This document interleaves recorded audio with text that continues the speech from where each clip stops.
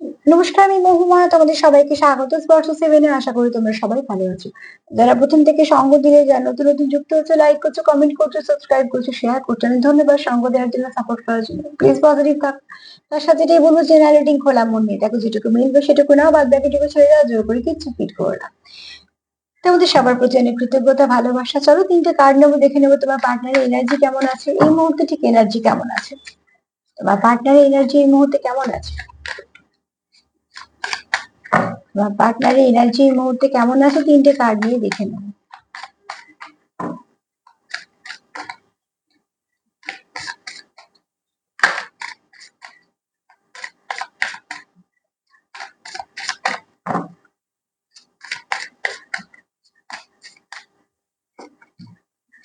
কেমন আছে তোমাদের পার্টনারের এনার্জি এই মুহূর্তে?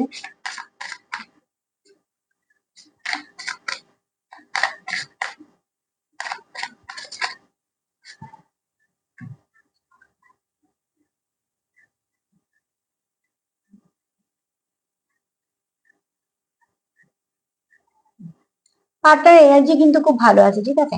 এই মুহূর্তে তোমার পার্টনার সেলফ কেয়ার করছে, সেলফ লাভ করছে, সেলফ ফিলিং করছে, প্রচন্ড দরকার এগুলো, ঠিক আছে।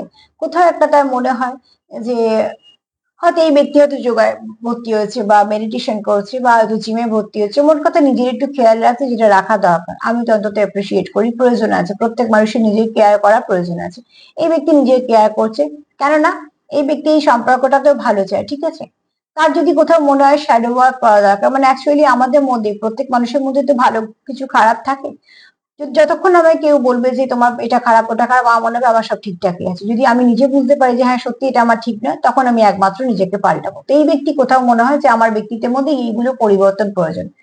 তার কোথাও মনে হয় এই সম্পর্কটাও তার দরকার।